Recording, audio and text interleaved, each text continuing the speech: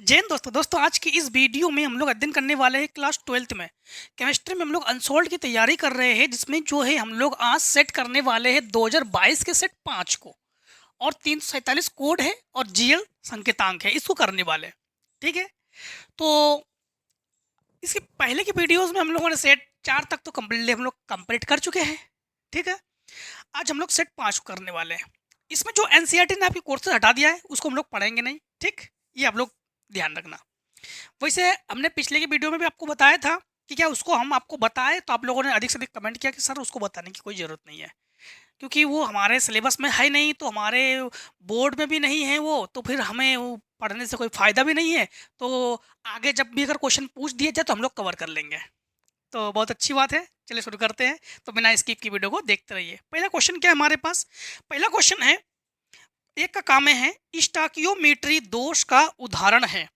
Number 1 धातु आधिक्य दोष, number 2 फ्रैंकेल दोष, नंबर 3 अशुद्धता दोष, नंबर 4 धातु न्यूनता दोष। स्टाकियोमेट्रिक दोष आपके सिलेबस में नहीं है। ठीक, तो ऑप्शन नंबर फ्रैंकेल दोष सही है, तो मतलब आप लोग दूसरा ऑप्शन करेक्ट कर लेना। शुद्ध जल की मोलरता का मान है, कई बार पूछे जा चुके हैं, और सेट हमने शायद किसी सेट में, दूसरे सेट में हमने इसको प्रूव भी करवाया था आपको कि शुद्ध जल का जो मोलरता है वो 55.6 इसकी मोलरता है। मतलब ऑप्शन नंबर आपके पास पहला करेक्ट है। इसके बाद क्वेश्चन नंबर 1 के गा में है, प्रथम कोटि की अभिक्रिया के लिए A0 प्रारंभिक सांद्रण है, T समय है, और बाद समय A है सांद्रण। T समय बाद जो सांद्रण है वो कैपिटल A है। निम्न में से शुद्ध व्यंजक है, तो शुद्ध व्यंजक आप लोग तीसरा सही करोगे। A बराबर A0 e की घात माइनस KT, जो संक्रियण ऊर्जा पढ़ चुके हो ना, बस उसी वही है। इसके बाद क्वेश्चन नंबर 1 के घ में है, बेंजेल्डिहाइड का सल्फ्यूरिक अम्ल की उपस्थिति में नाइट्रीकरण करने पर प्राप्त होता है। बेंजेल्डिहाइड बेंजीन रिंग के साथ CHO, और उसके नाइट्रीकरण करने पर हम लोग एक बार उसको NO3 में जोड़ते हैं, कहाँ पर? उसके आर्थो पर, और एक बार जोड़ते हैं पैरा पर। ठीक, और एक बार तो इन्होंने कहा है कि बेंजेल्डिहाइड का सल्फ्यूरिक कण की उपस्थिति में, अच्छा सल्फ्यूरिक कण की उपस्थिति में अगर केवल क्लोरोबेंजीन लोगे और नाइट्रीकरण कराओगे तो एक बार एक बार NO2 को आर्थो पर जोड़ेंगे, एक बार NO2 को पैरा पर जोड़ेंगे। बट यहाँ पर बेंजेल्डिहाइड है, मेटा पर जोड़ देंगे। ऑप्शन नंबर आप लोग तीसरा सही कर देना, तो कहना मेटा नाइट्रो बेंजेल्डिहाइड प्राथमिक एमीन के परीक्षण में प्रयुक्त होने वाली अभिक्रिया है, तो कार्बिल एमीन अभिक्रिया है। इसमें दूसरा ऑप्शन सही कर देना आप लोग। ठीक है, इसके बाद दूध में पाई जाने वाली शर्करा क्या है? दूध में पाई जाने वाली शर्करा है लैक्टोज, ऑप्शन नंबर 3। अब क्वेश्चन नंबर देखो दूसरे का, वाष्प दाब का आपेक्षिक अवनमन क्या है? इससे राउल्ट के नियम को व्यक्त करने वाले सूत्र का निर्धारण कीजिए। आपको शायद याद हो या ना हो, आपको बता दें कि ये जो है हम लोग पढ़ चुके हैं। कहाँ पढ़ चुके हैं? 2022 के सेट 4 और क्वेश्चन नंबर 2 के ख में हम लोग इसको पढ़ चुके हैं।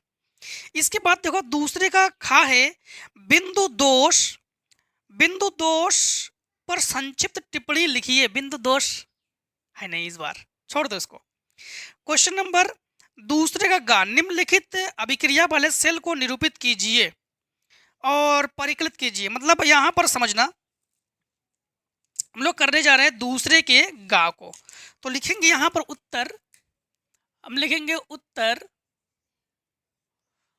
2 और गा। यहां पर है हमारे पास Zn, क्या है? Zn plus CO2 positive 0.1 molar. ठीक, और रिएक्शन CO फिर सॉलिड में है वो लिख नहीं रहे हम, और plus Zn2 positive plus Zn2 positive 0.01 मोल है। ठीक है, और इसके बाद E0 सेल भी हमारे पास गिवन है। हमें E0 सेल जो है ये हमें गिवन है 0.48 वोल्ट।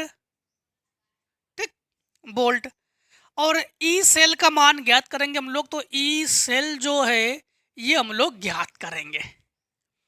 सबसे पहले इसे अगर हम लोग सेल अभिक्रिया में व्यक्त करते तो कैसे करेंगे समझना। पहले Zn, ठीक, जिंक ने क्या किया, 2 इलेक्ट्रॉन का दान किया, जिससे जिंक बना धनी। कितने इलेक्ट्रॉन धनी, 2 इलेक्ट्रॉन धनी। तो भाई जब जिंक दान कर रहा है तो इसका काम होगा ग्रहण करना, तो फिर CO का काम होगा ग्रहण करना। ठीक, CO का काम होगा इसे ग्रहण करना, कोबाल्ट। तो CO ने क्या किया, 2 इलेक्ट्रॉन को ग्रहण किया और क्या बना, CO। ठीक, क्या बना, CO। इन्होंने 2 इलेक्ट्रॉन ग्रहण किया। अब यहां पर अगर हम लोग सेल अभिक्रिया की बात करते हैं, ये है हमारे पास सेल अभिक्रिया। तो ये प्लस में है और ये प्लस में कैंसिल कर देंगे, क्योंकि ये इधर है, इसको इधर लाएंगे तो ये माइनस में हो जाएगा ना, तो कैंसिल कर सकते हम लोग। यहां पर क्या बचा हमारे पास, Zn। ठीक, Zn। फिर ये हुआ हमारे पास CO2 पोस्ट, ऐसे लिखेंगे।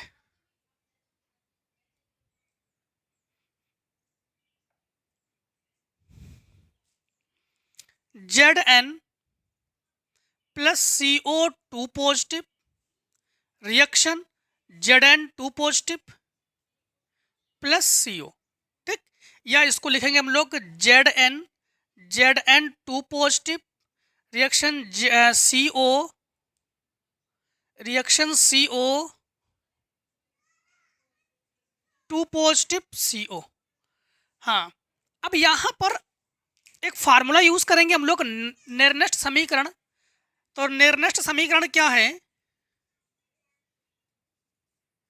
निर्निष्ठ समीकरण जो कि फार्मूला है E सेल बराबर E नॉट सेल माइनस 0.0591 बटे n लॉग, यहां पर लिखेंगे हम लोग Zn2 positive CO2 positive.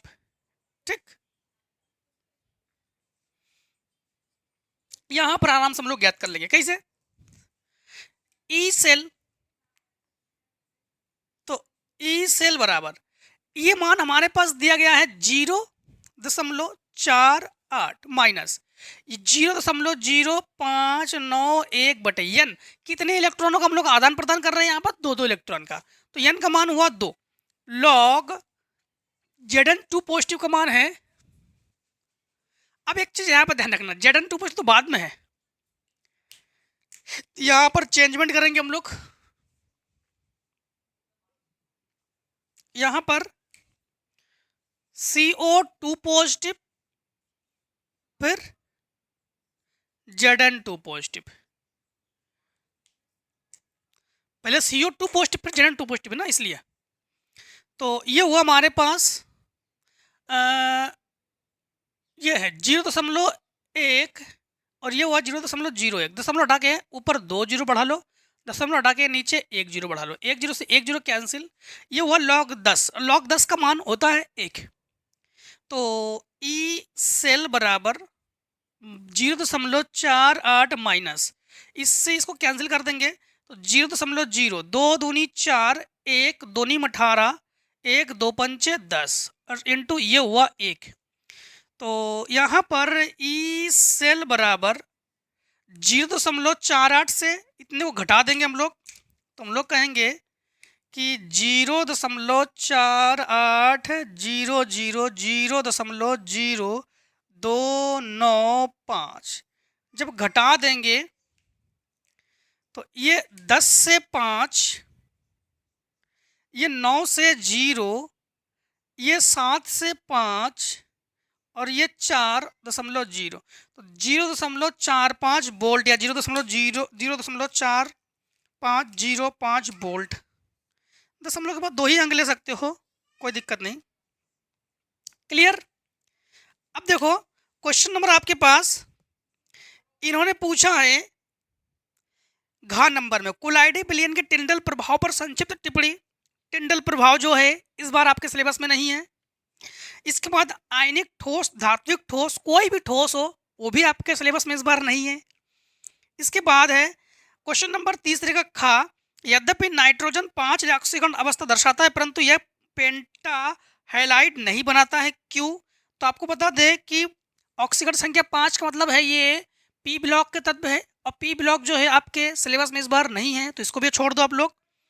Question number तीसरे का गा, उपसय संयोजन यौगिक में केंद्रीय परमाणु तथा उपसय संयोजन संख्या को उदाहरण सहित समझाइए। अभी हाल ही में आप लोग पढ़ चुके हो सेट नंबर 4 में, सेट 4 क्वेश्चन नंबर 5 में का जो घा है उसमें हम इसको पढ़ा चुके हैं। ठीक है, तो आई होप आप लोग पढ़ चुके हो, और नहीं पढ़े हो डायरेक्टली इस वीडियो में आए हो तो आप लोग उस कंटिन्यू वीडियो को देखते ही है, तो आप लोग तभी तो अच्छे से अनसॉल्व को पढ़ पाओगे।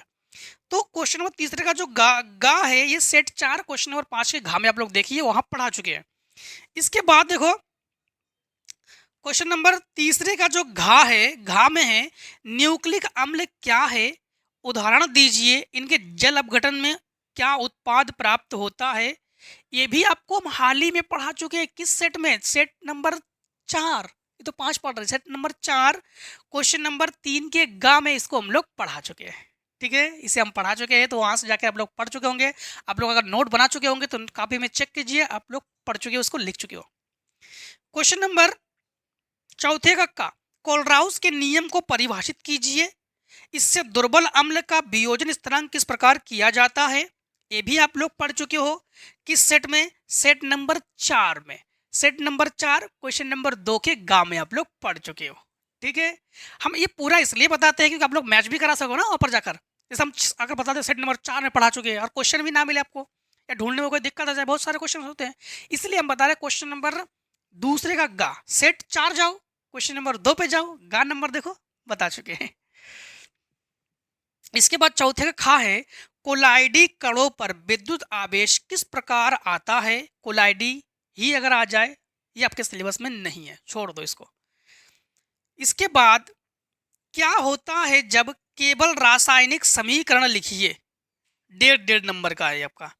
चौथे का गा, तो लिखोगे उत्तर 4 और गा, उत्तर 4 और गा।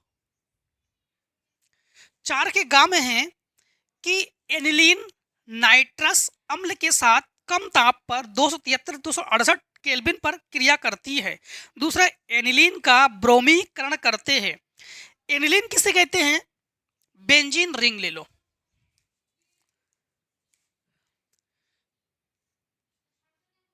बेंजीन रिंग ले लो। बेंजीन रिंग के साथ अगर हम लोग NH2 जोड़ देना तो इसको हम लोग एनिलीन कहेंगे।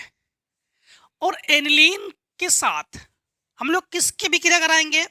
नाइट्रस अम्ल, वो भी कम ताप पर। किसकी अभिक्रिया करा देंगे? नाइट्रस अम्ल की अभिक्रिया करा देंगे, और वो भी कम ताप पर। तो नाइट्रस अम्ल को हम लोग क्रिया करा रहे हैं NaNO2, और वो भी कितने डिग्री से ताप पर? 273 से 278, या 273 278 होना चाहिए, 68 नहीं। प्लस हम लोग लिखेंगे यहाँ पर HCl, रिएक्शन 273 से 278 केल्विन पर इसको गर्म करेंगे। ठीक, जैसे ही इसको हम लोग गर्म करेंगे तो यहां पर इसे तो वही बनाओ बेंजीन को। ठीक, बेंजीन को वही बनाओ। यहां पर N को तो N लिखेंगे, बट यहां पर ये जो Cl है, Cl इसके साथ जोड़ दो, प्लस अब H बचा है, Na बचा है, NO2 बचा है हमारे पास। तो इसको हम लोग क्या करेंगे? Na को एक Cl से क्रिया करवा दो, तो ये हो जाएगा हमारे पास NaCl। NaCl बात खत्म। H बचा हमारे पास, यहाँ का H बचा और यहाँ का O है, तो हम लोग H2O भी बना सकते हैं। तो हम लोग बनाएंगे इसमें H2O। अब इसे हम लोग क्या नाम कहेंगे जानते हो? इसे हम लोग नाम कहेंगे कि बेंजीन डाई एजोनियम क्लोराइड कहेंगे, इसलिए क्योंकि यहाँ पर N2 दे देंगे, क्योंकि एक N यहाँ से लेंगे और एक N यहाँ से, तो इसे कहेंगे बेंजीन डाई एजोनियम क्लोराइड, जिसमें ये प्लस का है और ये माइनस का है, तो उसको कहेंगे बेंजीन डाई एजोनियम क्लोराइड। इसमें बैलेंसी तो आपको करनी पड़ेगी, बैलेंसी करोगे आप लोग। जैसे ही बैलेंसी करोगे तो यहाँ पर 2 का गुणा कर दो, यहाँ पर 2 का गुणा कर दो, बैलेंस खत्म। बैलेंस खत्म।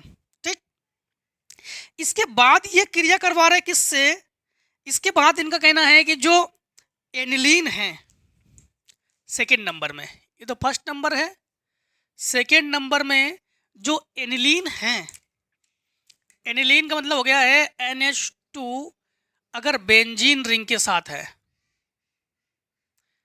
अगर NH2 बेंजीन रिंग के साथ है तो उसे एनिलीन कहेंगे। एनिलीन की क्रिया करवा दो, मतलब ब्रोमिनीकरण करते हैं। ब्रोमिनीकरण का मतलब हो गया है हम लोग Br2 से इसकी क्रिया करवा देंगे। किससे करवा देंगे? Br2 से इसकी क्रिया करवा देंगे। तो फिर हम लोग इसको जल की उपस्थिति में क्रिया करवा देंगे।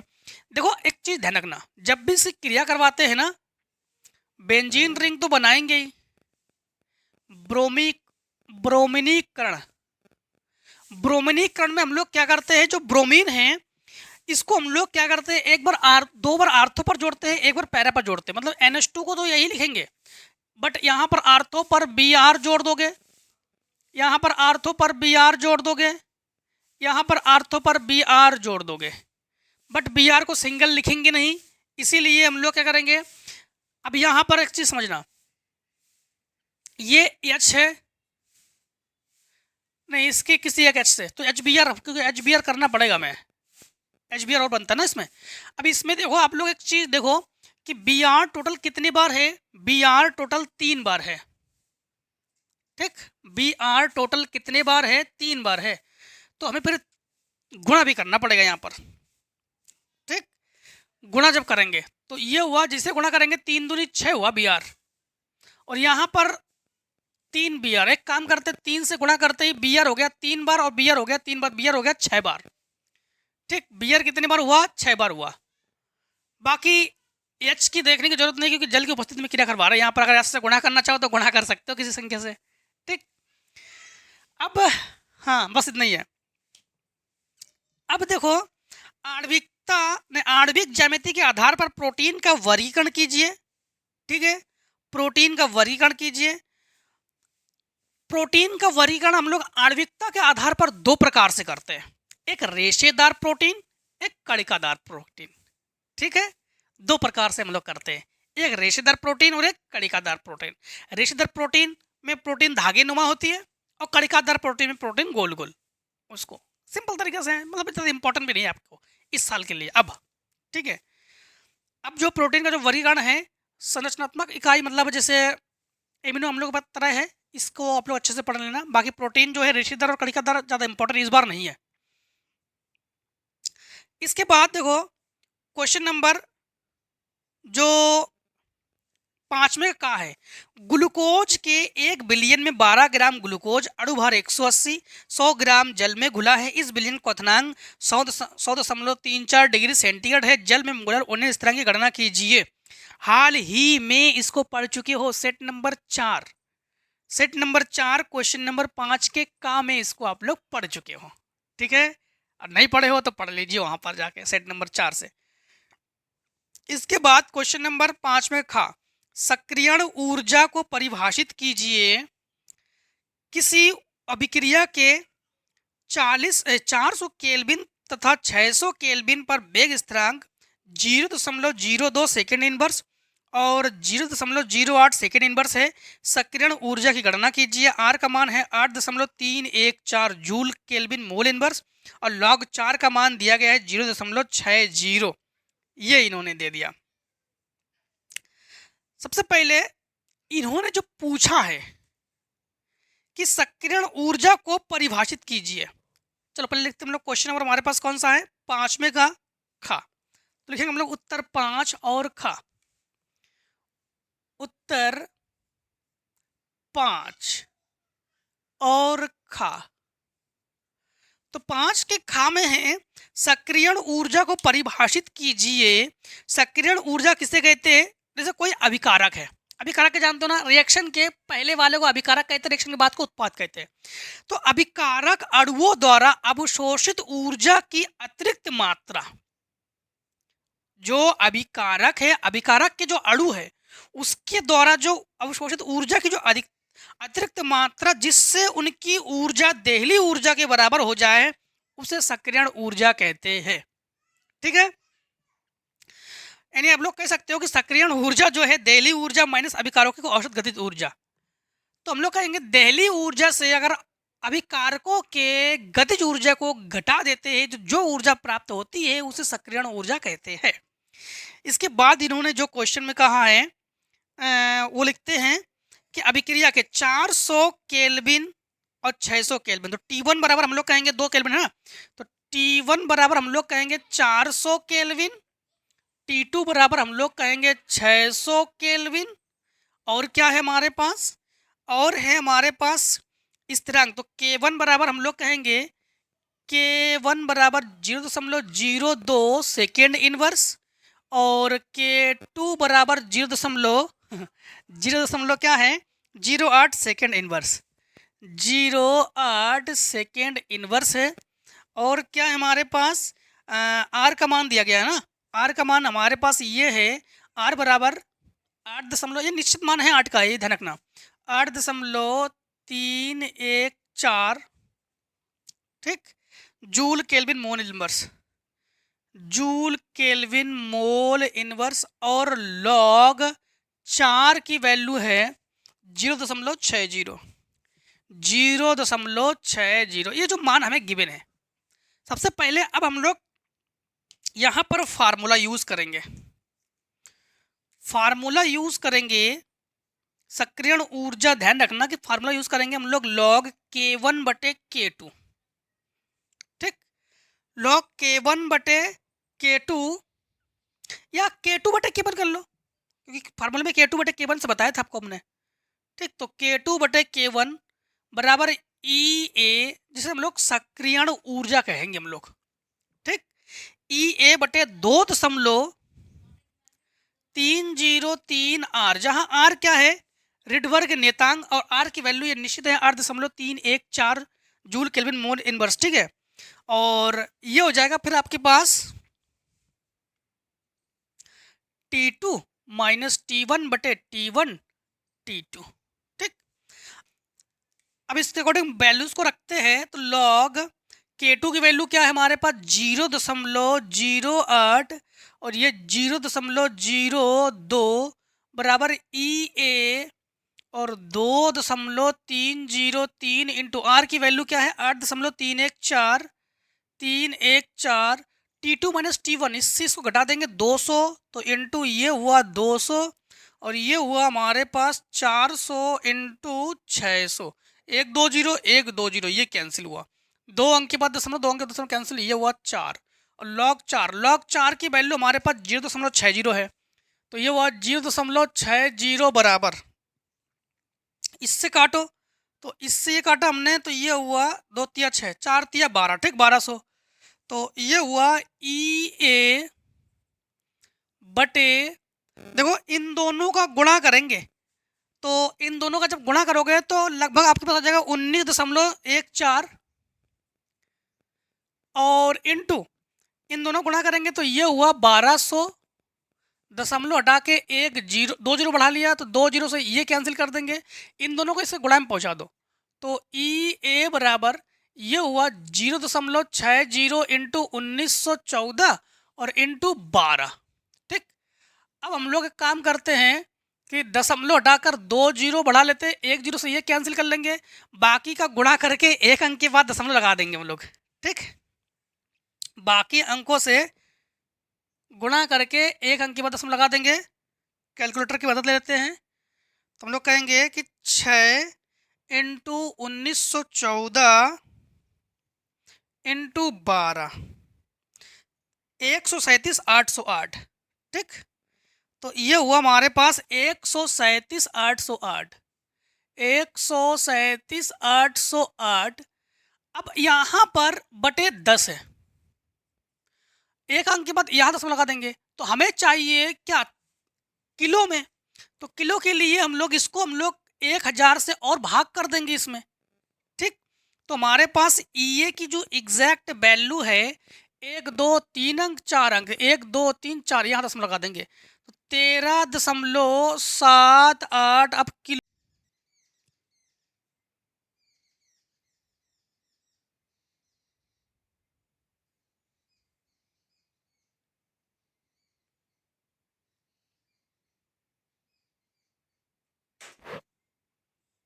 देखो क्वेश्चन नंबर जो है हम लोग करते हैं 5 में, क्या तो खा तो कर चुके हैं, गा गा नंबर में क्या है, संक्रमण तत्व क्या है, इनके चुंबकीय गुणों, रंगीन आयनों का बनना और संकुल आयनों का बनना पर संक्षिप्त टिप्पणी लिखी है। संक्रमण तत्व जो है 5 में का जो गा है, ये भी हम लोग हाल ही में पढ़ चुके हैं, सेट नंबर 4 के 5 में के गा में पढ़ चुके हैं हम लोग, ठीक। तो इसे हम लोग कहाँ कर चुके हैं, सेट नंबर 4 क्वेश्चन नंबर 5 और उसी के गा को। तो क्वेश्चन नंबर 5 में का जो घा है, इसे देखो निम्नलिखित उपसह संयोजन यौगिकों के IUPAC नेम लिखिए। चलो उपसह संयोजन 5 में घा करते हैं, तो लिखेंगे उत्तर 5 और घा क्या है, K3Fe, ये है K3FeCO नहीं C2O4 ठीक, C2O4 का होल थ्राइस। तो जब इसको हम लोग नामकरण करेंगे, सबसे पहले K3 का मतलब क्या हुआ, पोटेशियम, तो इसको लिखेंगे हम लोग पोटेशियम, ठीक। अब 3 का मतलब होता है ट्राई, और C2O4 को कहते हैं हम लोग ऑक्सीलेटो, तो हम लोग कहेंगे इसको ट्राई ऑक्सीलेटो,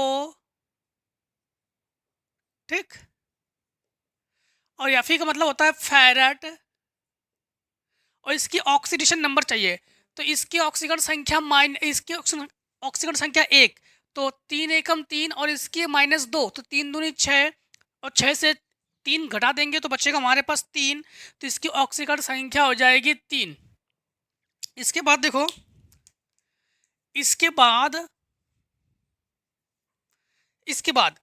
हमारे पास है AgNO3 का होल टॉइज, AgNH3 का होल टॉइज, फिर क्या है, फिर है AgCN, Ag और Cn का होल टॉइज, ठीक, होल टॉइज।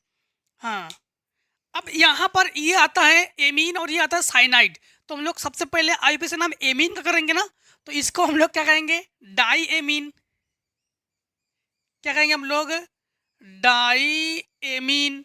और Ag को हम लोग क्या कहते हैं, वैसे तो सिल्वर कहते हैं हम लोग, ठीक है, तो इसको हम लोग कहेंगे डाई एमीन अर्जेंटेड कहेंगे इसको हम लोग, ठीक। ये हम लोग कहेंगे डाई एमीन, लेकिन इस हाँ पहली बात तो इसको सिल्वर कहेंगे पहले वाले को, इसको अर्जेंट में नाम देंगे, तो डाई एमीन सिल्वर। और सिल्वर की यहाँ पर ऑक्सीडेशन नंबर लिखेंगे, तो ऑक्सीडेशन नंबर क्या हो जाएगी आपके पास यहाँ पर, तो एमीन, चलो ऑक्सीडेशन नंबर बाद में लिख रहे हैं अभी। हाँ, अब यहाँ पर फिर डाई पढ़ेंगे हम लोग, तो कहेंगे डाई अब सीएन को साइनाइड तो कहते हैं, लेकिन यहाँ पर हम लोग साइनिडो कहेंगे, तो हम लोग कहेंगे साइनिडो, ठीक, साइनिडो। अब हम लोग कहेंगे अर्जेंटेड, ऑक्सीडेशन नंबर दोनों की कितनी हो जाएगी, 1 अब देखो क्वेश्चन नंबर आगे, उपसह संयोजन यौगिकों में संरचनात्मक समावयवता कितने प्रकार की होती है, प्रत्येक समावयवता को रासायनिक सूत्र लिखिए, ठीक। तो एक तो आप लोगों को ध्यान रखना कि एक आपके पास है आयनन समावयवता, ठीक, आयनन समावयवता, और एक है आपके पास बंधनीय समावयवता। आयनन समावयवता में हम लोग क्या करते हैं कि वे संकुल यौगिक जिनमें आणविक सूत्र समान होते हैं किंतु जलीय विलयन में उपस्थित आयनित होकर भिन्न भिन्न प्रकार के आयनन उत्पन्न करते हैं, इसे आयनन समावयवता कहते हैं। जैसे आपका CONH3 का होल 5, ठीक है, फिर Br SO4 या CONH3 का होल 5 SO4 बाहर Br। इसके बाद बंधनित समवेतता किसे कहते हैं? इस प्रकार की समवेतता द्विदंतुक लिगेंड युक्त यौगिकों में पाई जाती है, अर्थात एक दंतुक लिगेंड में अधिक परमाणु दाता का कार्य कर सकते हैं। इसे हम लोग बंधनित समवेतता कहते हैं। एग्जाम्पल में आप लोग CONH3 का होल्टाइज, NO2 का होल्टाइज, PY का होल्टाइज, ठीक, बाहर NO3 लिख सकते हो आप लोग। बाकी तो स्क्रीन बोर्ड पर आपको दिखा दिया गया है, इसको आप लोग अच्छे से यहाँ से लिख सकते हो। इसके बाद देखो क्वेश्चन नंबर आपके पास 6 का ये है का 6 का में है कि नाइट्रोजन के, चलो ये तो हटा दिया गया है। इसके बाद अमोनिया बनाने की प्रयोगशाला विधि, ये भी नहीं है, इसको भी हटा दिया गया है। फिर सल्फर डाइऑक्साइड, ये भी हटा दिया गया है। इसके बाद आपके पास क्वेश्चन नंबर 6 का खा, IUPAC नाम बताइए। तो वो 6 का खा तो IUPAC नाम बताते हैं, तो लिखेंगे उत्तर 6 और खा। 6 खा में है हमारे पास C6H5O, C2H5, ये तो है C2H, नहीं C2H3, C2H3, ठीक। तो इससे हम लोग कहेंगे कितने कार्बन हैं? 2 कार्बन है। तो इसके साथ हम लोग ऑक्सी को लेंगे, तो इसे लेंगे हम लोग एथॉक्सी, इसको सामान्य नाम लिखेंगे, तो एथॉक्सी बेंजीन। तो क्या हुआ इसका IUPAC नाम? Ethoxy benzene. इसके बाद देखो CH3, इसके बाद है CH3, फिर है CH2 का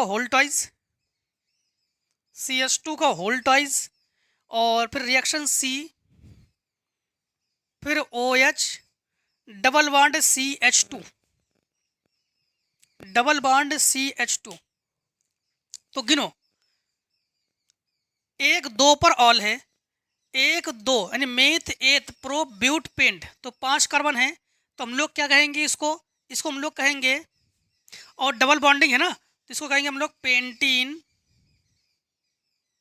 2 ऑल, ठीक। और इसके बाद देखो आपके पास क्वेश्चन नंबर आपके पास कहा है, निम्नलिखित पर टिप्पणी कीजिए। नंबर 1 ल्यूकास परीक्षण, नंबर 3 फ्रीडल क्रॉफ्ट अभिक्रिया, और नंबर 1 ल्यूकास परीक्षण, नंबर 2 फ्रीडल क्रॉफ्ट अभिक्रिया, नंबर 4 कोल्बे अभिक्रिया। तो फ्रीडल क्रॉफ्ट अभिक्रिया और कोल्बे अभिक्रिया तो आप लोग पीछे पढ़ चुके हो, आप लोग ल्यूकास अभिकर्मक नहीं पढ़े हो, यानी ल्यूकास परीक्षण। तो सबसे पहले ल्यूकास परीक्षण को ही आपको हम बता देते हैं इसमें।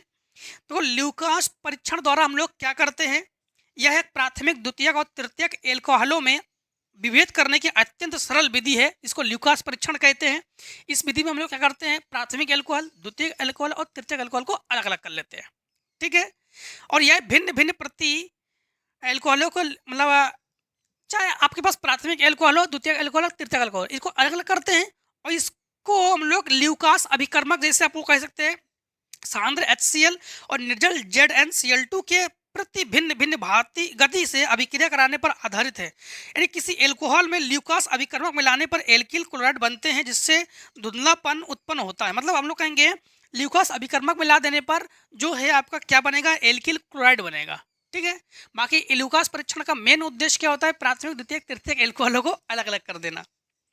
हाँ, इसके बाद देखो क्वेश्चन नंबर आगे इन्होंने पूछा है कि C4H10O अणु सूत्र के सभी एल्कोहलों तथा ईथरों को, मतलब IUPAC नाम आपको लिखना है, ठीक। जो IUPAC मतलब हम लोग कहेंगे उत्तर जो है 6 का खा का अथवा, ठीक। तो लिखेंगे उत्तर 6 और खा और अथवा, तो उत्तर 6 और खा और उसका अथवा।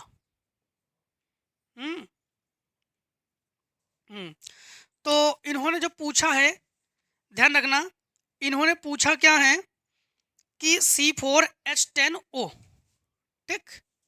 इन्होंने पूछा है C4H10O, तो C4H10O इनकी हम लोग क्या करेंगे,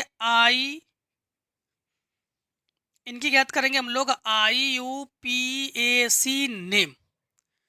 सबसे पहले तो इनको हम लोग फैक्टर करेंगे, ठीक। फैक्टर करेंगे कैसे समझना। इन्होंने कहा ईथरो के रूप में, तो सबसे पहले इसमें C 4 बार है, H 10 बार है, 1 बार O है। नंबर 1 इसे हम लोग कैसे लिखेंगे समझना। इसे लिखेंगे हम लोग इस प्रकार से लिख सकते हैं CH3 फिर C फिर CH2 CH2, क्योंकि देखो इसके पास 3 बंद 1 4 बंद और ये हो गया हमारे पास 1 बंद 2 बंद और 2 4 बंद, इसलिए हम लोग लिखेंगे CH2।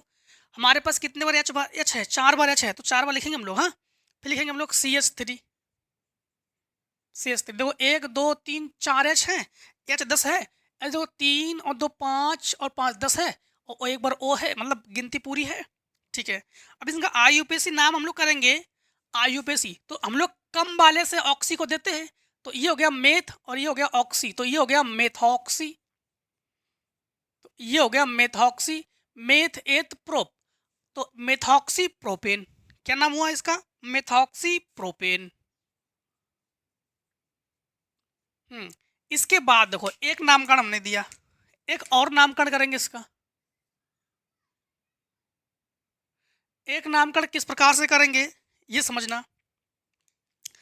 अब की बार हम लोग 2 कार्बनों के बीच कर रहे हैं इसको, तो CH3 CH2O CH2 CH3, देखो total 10 carbon, 10 hydrogen 4 carbon 1 oxygen है। हाँ है, इसको हम लोग क्या कहेंगे, मेथ एथ, इधर से भी एथ, तो एक को एथॉक्सी दे दो, तो हम लोग कहेंगे एथॉक्सी, और ये हुआ एथेन, ठीक। अब तीसरा नामकरण कर रहे हैं इसका,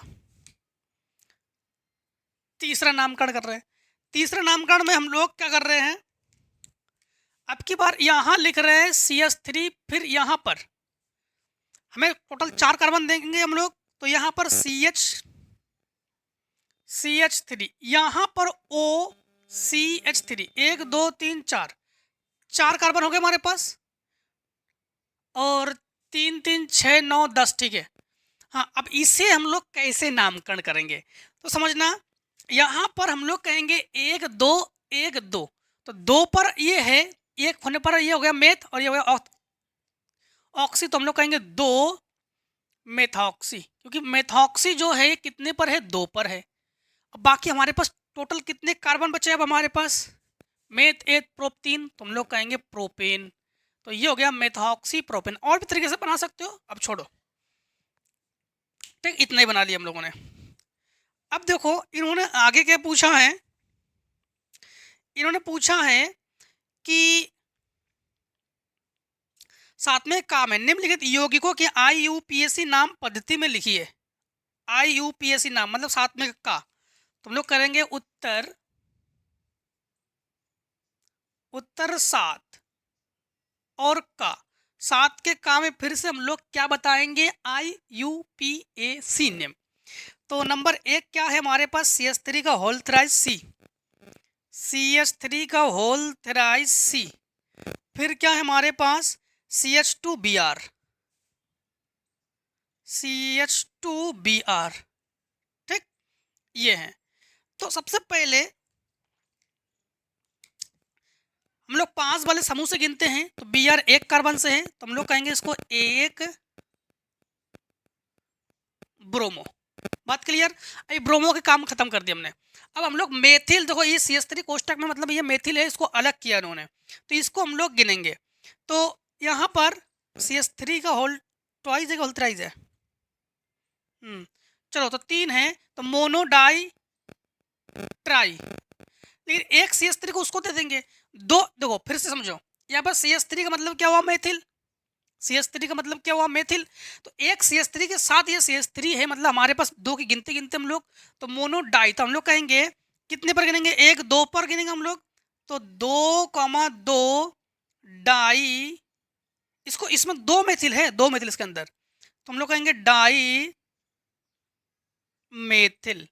अब 1 कार्बन 1 कार्बन 1 कार्बन, टोटल हमारे पास कितने कार्बन बचे, अब 3 कार्बन, 1 कार्बन ये 1 कार्बन ये, इसके अंदर 1 कार्बन, तो मेथ एथ प्रोप, तो हम लोग कहेंगे प्रोपेन,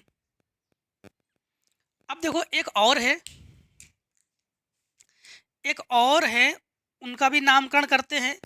एक कौन है हमारे पास, CH3 फिर C, ऊपर CH3, नीचे Cl, ठीक, नीचे Cl फिर CH2CHO, एक समूह ये है, एक समूह ये है, दो समूह है। समूह जहां से पास पड़ जाए वहां से हम लोग गिनते हैं, ठीक। तो यहाँ पर देखो ये समूह एक पर है तो 1 2 3, क्लोरो कितने पर है, 3 पर, तो हम लोग कहेंगे 3 क्लोरो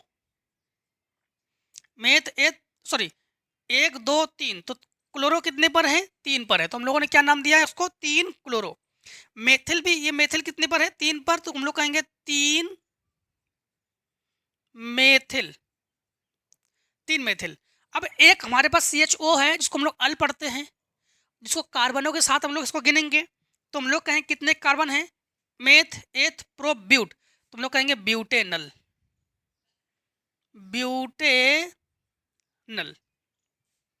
ठीक। अब देखो हम लोग करेंगे आगे कि क्या होता है जब क्लोरोबेंजीन का जल अपघटन किया जाता है और शुष्क ईथर की उपस्थिति में ब्रोमोबेंजीन की अभिक्रिया Mg से होती है, ठीक है, Mg से होती है। इसके बाद देखो, अभी हम बता रहे इसको, इसके बाद देखो निम्नलिखित पर संक्षिप्त टिप्पणी, बोर्टेज अभिक्रिया, बोर्टेज फिटिंग अभिक्रिया और फिडलक्राफ्ट अभिक्रिया जो है, तो ये सेट 2 में आप लोग पढ़ चुके हो। सेट 2 2022 के सेट 2 क्वेश्चन नंबर 7 में का अथवा वहां पर चेक कर लो, आप लोग वहां पर पढ़ चुके हो। इसके बाद देखो खातो हम बता रहे हम, जो इसका अथवा है टिप्पणी करोगे, क्रॉस एल्डोल संगठन, कैनिजारो अभिक्रिया, एल्डोल संगठन, ये हाल ही में अभी आप लोग सेट 4 के क्वेश्चन नंबर 7 में का जो खा है उसके अथवा में आप लोग पढ़ चुके हो। ये कैनिजारो अभिक्रिया, एल्डोल संगठन, क्रॉस एल्डोल संगठन, जो क्वेश्चन नंबर आपके पास सेट नंबर 4 है उसी का क्वेश्चन नंबर 7 में खा का अथवा जो है उसी पे आप लोग कर चुके हो। तो अब देखो आप लोग क्वेश्चन नंबर कौन सा, क्वेश्चन नंबर यही जो है क्या होता है जब आपको बताते हैं, देखो अब इन्होंने क्या कहा था हमसे, इन्होंने कहा है कि क्लोरोबेंजीन का जल अपघटन, तो ये क्लोरोबेंजीन लिया हमने, जल अपघटन कराया, फिनॉल बन गया हमारे पास, ठीक। इसके बाद इन्होंने कहा है कि शुष्क ईथर की उपस्थिति में ब्रोमोबेंजीन की अभिक्रिया Mg से, चाहे ब्रोमोबेंजीन की अभिक्रिया Mg से कराओ या कोई भी कार्बन हाइड्रोकार्बन ले लो उसकी क्रिया Mg से कराओ, तो हम लोग इसको ऐड जोड़ देते हैं। मतलब ये आपके पास जो ग्रीक नोट अभिकर्मक है उसमें हम लोग को पढ़ा दिया था, हमने आपको पढ़ाया था कि नहीं। उसी प्रकार से ब्रोमोबेंजीन है, मैग्नीशियम है, शुष्क ईथर की उपस्थिति में ले लेंगे तो हमारे पास क्या बन जाएगा, फेनिल मैग्नीशियम ब्रोमाइड। अगर यहाँ पर आपको O भी लेते तब भी बीच में O जोड़ देते, तब तो पूरा ग्रीक नोट अभिकर्मक ही बना देते हम।